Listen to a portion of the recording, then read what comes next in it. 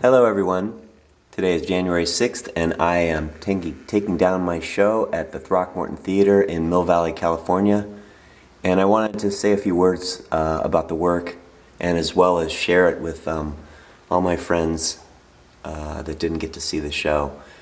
So, as I might have said before, I've been on this sort of new idea, new for me, old for other people, of paintings from a painting, and creating sort of my own personal journey within the studio. So I've started this little show you're watching with little 6x8 paintings that are all done from life, and then bigger paintings are done from these paintings. And some of them you may have seen, but this is one of the first times I've ever really shown the two pieces, or presented this idea so formally. So these are little 6x8s. This one's an 8x10, but still the same quality.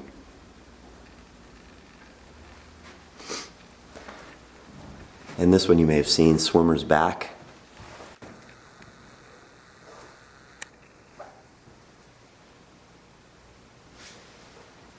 A lot of wonderful stuff going on in this painting.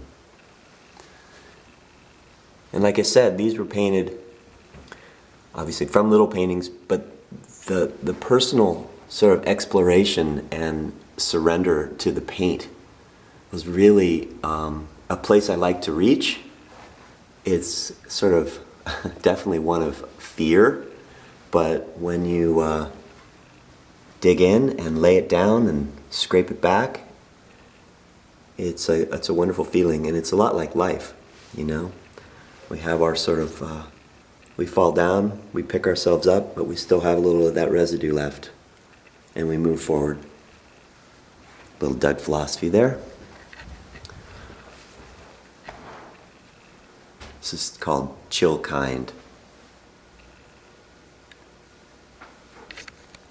I really like this piece. There's so much going on here. I really like something that I heard or I read at the Diebenkorn show. I recently saw the Richard Diebenkorn show, and of course he's been an influence of mine for most of my life and career, being a California artist, but also just an incredible sort of soul. And he said in an interview that as a young artist, he never wanted to be the subject or confined by any stylistic straitjacket. And I just love that quote, and I think about it a lot in my studio about style versus spirit and content, because I like so many different things. I like 19th century work, I like 17th century work, I like 20th century work. But all the pieces that really resonate for me are the ones where the artist created their own journey, creating their own style, their own look. I hope that makes sense. I'll just let you look at these now. This is called Burner. Inspired by my Burning Man days. But again, my favorite model, Merav Tazir, an incredible artist and model. That's why she's such a good model, is because she is an artist full of moxie and attitude. Some of my very best paintings were done of Merav. This is Merav here. This is an oil pastel on paper, and I just let this go. I mean, I think I did this in an hour. In fact, I know I did it in an hour, because I wanted to just leave it. And there's all sorts of surface going on in here. I think that's a good word for Merav. Moxie.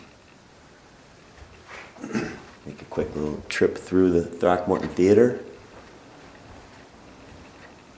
I heard that Woody Allen saw my paintings wonder what he thought. He probably said something very whiny. But he's supposedly a great musician. Is that true, Lucy? Yeah. Well, I certainly love his movies. He did like the work. He did? Mm-hmm. So put that on my little bio. Woody Allen liked my work. Here, he came up like this. Did he really? I love it. Because he can't see so well. Yeah. Well, I have a lot of fans. I have Robin Williams owns one of my work pieces. Well, Robin and Susan Schneider. Mm-hmm. And a lot of celebs. So, moving back over to here, I love this one. This is called Hoodie, for obvious reasons, but it also captures a really beautiful quality in Leah. I got her. She has a really sweet, vulnerable side to her that you don't always see, because she's a toughie. But I nailed it.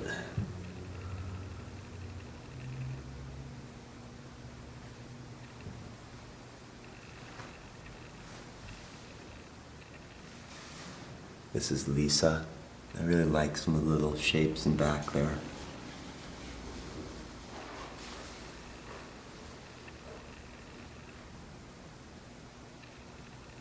Really nice. I like that one more and more and more I see it. And then you've probably all seen this from the San Francisco Art Fair. I'm very proud of this one, Goya's Cat. This doesn't have the best light on it right now, but this is usually in my living room because I'm not ready to sell it. But there's some nice light on this. And I wasn't as concerned with the drawing. You know, like some qualities of drawing that aren't excellent, like this arm here. But, oh look, I just did it. I just talked about what isn't working. But there's some qualities in this painting that really are working, especially the color. It's not just a complementary scheme, but it has, the whole idea was this reflection. Not only is she in a moment of reflection, but the light, I shot the light down on her orange dress and it projected up into her face, totally obscuring her face, which is what I really like. And so the way it's painted mixed with the pose, it all reinforces the concept of reflection. And then I put the wise old cat in there too. Always sitting with the model, checking things out. This is called Goya's Cat. I don't know why, it just sounds good.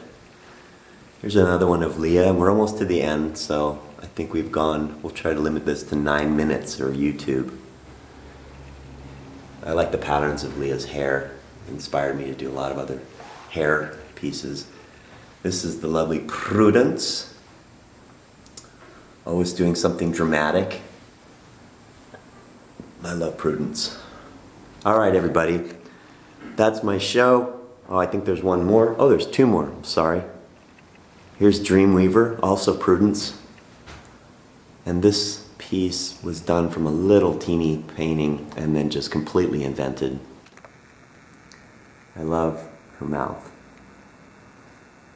I'll just zoom right in on that, because that is money. And I left some spontaneous things, like, I like to leave something unexpected. I know what it's supposed to look like. And a lot of times, what the painting wants to be is totally different than what I want it to be. So, that's the push-pull of painting, right? And then finally, last one of Prudence, also called Witch.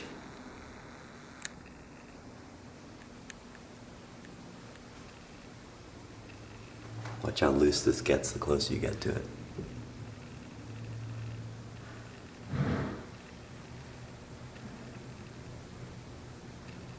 Oil pastel over, as you can see, a couple of other paintings. This was the precursor to the Laughter series, which I also showed at the Throckmorton Theatre But the quality of this painting, just laying surface on top of surface and letting things shine through, again, like life. This led to some of the surfaces on the surfaces that were in the laughter paintings, which I really, really liked. All right, everybody. Thank you so much. Bye-bye.